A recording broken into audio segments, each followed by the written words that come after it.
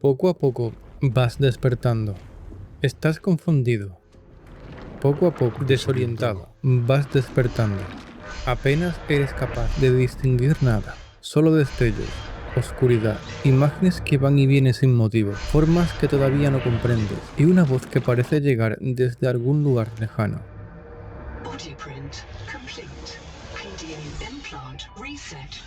No sabes exactamente qué significa, pero hay algo en esas palabras que reconoces, como si ya lo hubieras escuchado muchas veces.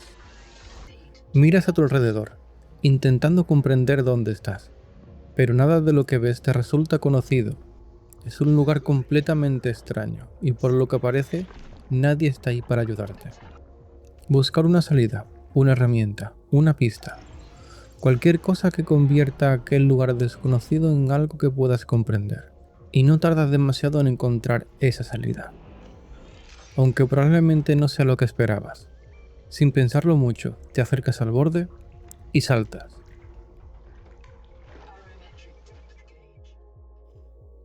No puedes ver la superficie, ni siquiera sabes a qué distancia se encuentra.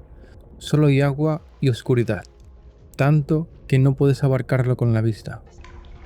Detrás de ti hay una figura parecida a ti. Es otra impresión, otra copia como tú. Su sola existencia cambia ligeramente el significado de tu vida, porque tú no eres especial. No eres alguien que ha llegado hasta aquí. Eres algo que ha sido creado para llegar hasta aquí. Una herramienta. Y cuando una herramienta deja de ser útil, siempre se puede fabricar otra. Pero hay una pregunta que el juego deja flotando. ¿Esa nueva impresión era otra persona o eras tú? Y si lo eras, ¿por qué no lo recuerdas? ¿Seguimos hablando de una herramienta reemplazando a otra? ¿O acabamos de crear otra versión de ti? Aparentemente, la conciencia del ser que muere puede imprimirse en otro cuerpo. Incluso se sugiere en determinadas circunstancias que los recuerdos del protagonista han sido eliminados antes de la primera impresión. Hay un videojuego que construye prácticamente toda su narrativa en ese dilema existencial. Soma. Sin embargo, elimina cualquier ambigüedad.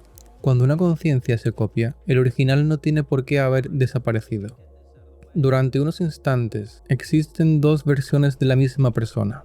Ambas poseen los mismos recuerdos, la misma personalidad y la misma certeza de ser el original. No hemos trasladado una conciencia de un cuerpo a otro, la hemos duplicado. Y esto cambia por completo el problema. Porque si podemos copiar una mente, significa que, al menos dentro de la narrativa del videojuego, aquello que llamamos conciencia puede tratarse como algo físico, información que puede medirse, almacenarse y reproducirse. Entonces, ¿hemos creado una nueva vida? ¿Es esa copia una persona? ¿O simplemente información convencida de estar viva? Precisamente de ahí procede el propio nombre del juego, Soma, que significa cuerpo en griego. Y los desarrolladores explicaron que buscaban representar esa relación entre el cuerpo físico y aquello que llamamos mente, espíritu o alma. El verdadero terror no son las criaturas que nos persiguen, es descubrir que separar ambas cosas quizás sea mucho más fácil de lo que nos gustaría admitir. Porque nosotros damos por hecho algo aparentemente evidente. Este cuerpo es mío, porque incluso esa certeza puede romperse. Existe un extraño trastorno neurológico llamado somatoparafrenia, en el que una persona puede negar que una parte de su cuerpo le pertenezca. Puede mirar su brazo, verlo unido a su cuerpo, y aún así estar completamente convencida que no es suyo. Y eso plantea algo inquietante. Damos por hecho que sentir que nuestro cuerpo nos pertenece es una obviedad, cuando en realidad también depende de cómo nuestro cerebro interpreta lo que percibe. Dentro de un videojuego podemos invertir esa premisa. ¿Y si la persona con ese trastorno pudiera percibir algo que nosotros no podemos? ¿Y si todos estuviéramos limitados de alguna manera para percibir únicamente una versión determinada de la realidad? Un videojuego podría utilizar esa idea para hacer que aquello que inicialmente interpretamos como una enfermedad fuese, poco a poco, convirtiéndose en una mecánica. Un personaje escucha algo que nadie más escucha. Ve personas por donde aparentemente no hay nadie. No reconoce determinadas partes de su cuerpo. Y es entonces cuando el jugador aprende a desconfiar del propio videojuego. Descubre que nunca estuvo viendo cosas que no existían. Era el resto que no podían verlas. Y entonces el trastorno deja de ser solamente una característica del personaje y se convierte en una herramienta para atacar directamente al jugador. Porque ahora ya no puedes estar seguro de que aquello que ves represente la realidad. Ni siquiera puedes estar seguro de que tu propio cuerpo sea realmente tuyo. Pero aquí estamos viendo nuestra propia perspectiva, y por lo tanto interpretamos que nosotros somos los reales y el resto las copias. Hay una forma menos sesgada de entender el problema que plantea Soma, y Marvel la utilizó en WandaVision, enfrentando a Visión contra sí mismo. Uno conserva su personalidad, sus recuerdos y su forma de pensar, pero no su cuerpo original. El otro posee ese cuerpo reconstruido, pero no es exactamente la persona que lo habitaba. Entonces, ¿cuál de los dos es realmente Visión? Para dar respuesta a esto recurren al barco de Teseo. Imagina un barco cuyas piezas se construyen una a una hasta que no queda nada del original. Sigue siendo el mismo barco, hasta que alguien utiliza las piezas antiguas para reconstruir un segundo barco. Uno conserva su historia, el otro su materia. Pero ¿cuál es el verdadero? Soma hace exactamente lo mismo contigo, sustituyendo las tablas por tu cuerpo, tu recuerdo y tu conciencia. Cuando tu mente se copia, ambas versiones recuerdan haber sido la misma persona. Ambas recuerdan entrar en la máquina, y ambas esperan despertar al otro lado. Es aquí donde el juego hace algo especialmente cruel. Durante casi toda la historia seguimos a la copia que continúa, y abandonamos a la otra. Nos acostumbramos a pensar que nosotros somos quienes hemos pasado de un cuerpo al siguiente, hasta que al final se cambian las reglas. Esta vez, la historia te deja atrás. No porque hayas tenido mala suerte. Nunca hubo ningún sorteo. Tú estás en ese cuerpo porque los desarrolladores querían que vivieras la experiencia que llevas provocando durante todo el juego, pero desde el otro lado de la moneda. Querían que conocieras la copia que se quedaba esperando. Y entonces comprendes algo. Nunca fuiste el que se salvaba. Simplemente, hasta ahora, la historia siempre había decidido seguir al que se iba. Esta misma idea la podemos llevar aún más lejos, y es que estas situaciones son de ciencia ficción, y nunca las vamos a experimentar. ¿O sí? ¿Qué ocurre cuando dormimos? ¿La persona que despierta por la mañana es realmente la misma que se acostó la noche anterior? Parece evidente que sí, pero ¿cómo podremos demostrarlo? ¿Cómo sabemos que no acabamos de existir hace apenas unos segundos, con toda una vida llena de recuerdos implantados en nuestra cabeza? Recordamos nuestra infancia, lo que hicimos ayer, o incluso el momento en el que nos acostamos, pero esos recuerdos solo demuestran que los tenemos, no necesariamente que los hayamos vivido. Evidentemente no hay razón para pensar que eso ocurra cuando dormimos, pero como experimento mental destruye algo que entendemos como cierto. La continuidad tampoco es tan sencilla de demostrar desde dentro, y todavía podemos empeorarlo, porque si dentro de las reglas de Soma una mente puede convertirse en información, entonces esa información no tendría necesariamente que limitarse a copiarse. También podría modificarse. Un recuerdo podría eliminarse, otro podría cambiarse, podríamos introducir uno nuevo. Y aquí la ciencia ficción empieza a rozar algo que nuestro cerebro ya hace de una manera mucho menos espectacular. Nuestra memoria no funciona como una grabación perfecta. Recordar implica reconstruir. Los recuerdos pueden deformarse, mezclarse con información posterior. Incluso podemos mantener una gran seguridad sobre detalles que no sucedieron exactamente como creemos. Esto tiene una consecuencia muy interesante. Utilizamos nuestros recuerdos para construir nuestra identidad. Yo soy quien soy en parte porque recuerdo lo que me ha ocurrido. Mis experiencias explican mis miedos, mis relaciones, mis preferencias, las decisiones que tomo. Entonces, si pudiéramos modificar perfectamente esos recuerdos, no estaríamos modificando únicamente el pasado de una persona. Estaríamos modificando las razones con las que interpreta su mente. Imagina que quieres obligar a alguien a realizar una tarea. Podrías amenazarlo, podrías encerrarlo, podrías controlarlo físicamente, Pero hay una forma mucho más eficiente: hacer que quiera realizarla. Implantar los recuerdos necesarios para que llegue por sí mismo a la conclusión que tú deseas. No necesitaría recibir ninguna orden. Tendría razones, recordaría acontecimientos que justifican esas razones. Sentiría emociones relacionadas con ellos. Y cuando finalmente actuara, estaría completamente convencido de haber tomado una decisión libre. En un videojuego esto permite una forma de manipulación narrativa especialmente interesante, porque afecta también al propio jugador.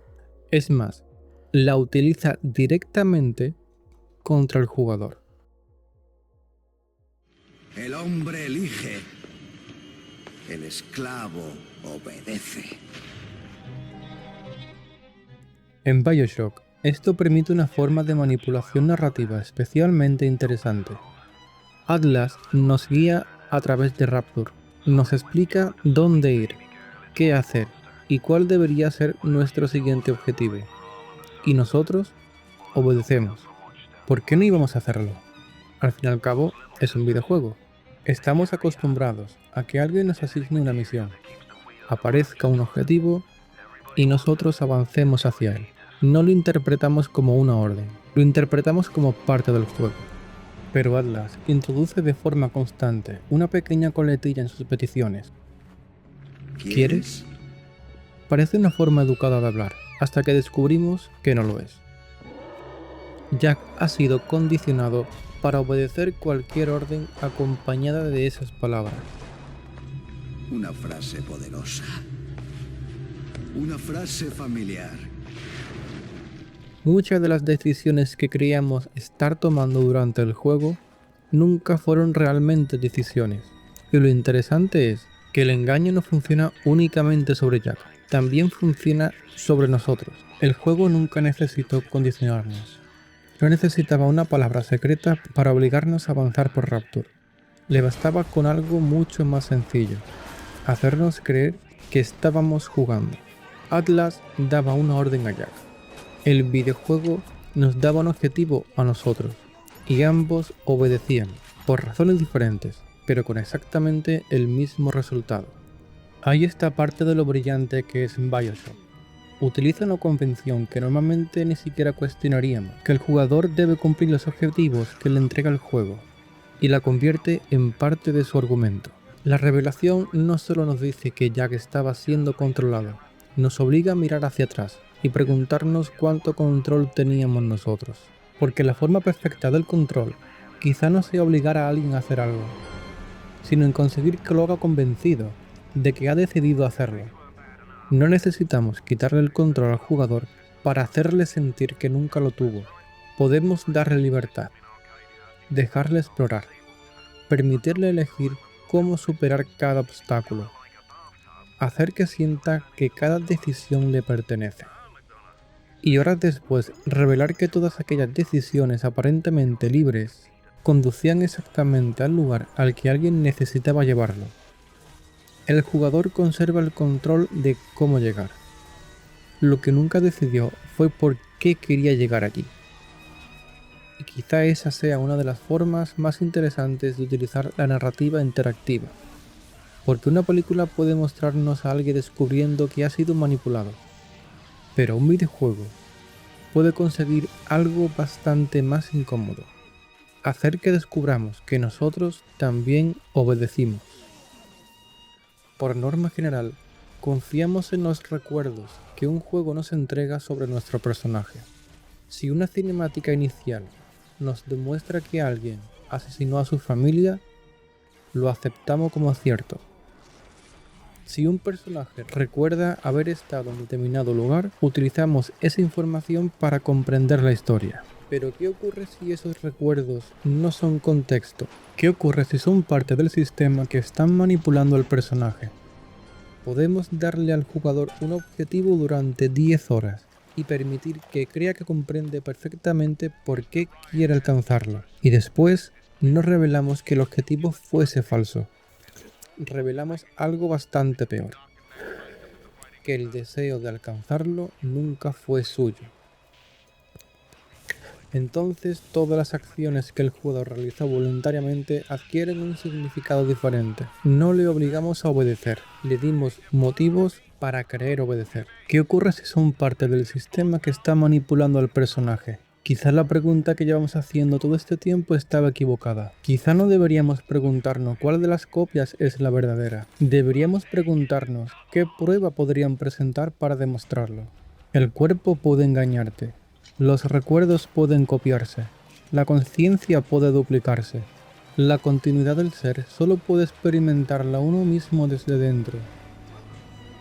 Y los deseos podrían ser consecuencia de experiencias que alguien ha decidido colocarnos en la mente. Entonces queda muy poco a lo que acogerse. ¿Y si ya no existe ninguna forma segura de distinguir una cosa de la otra? Entonces quizá yo tampoco sea tan diferente de aquello que encontramos al principio. Dime, tú. Sí, tú. Piensa. ¿Qué te apetece hacer hoy?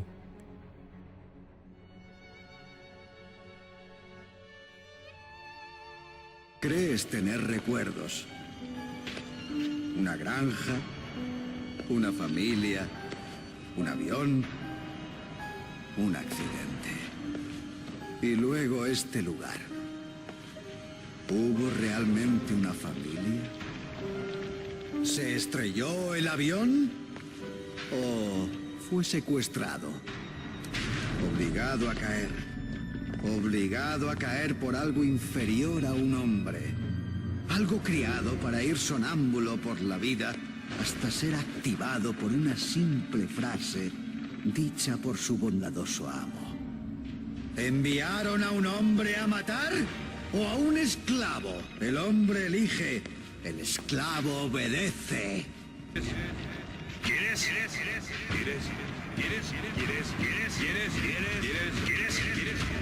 Ahora ve al despacho de Ryan y mata a ese hijo de perra. ¿Quieres?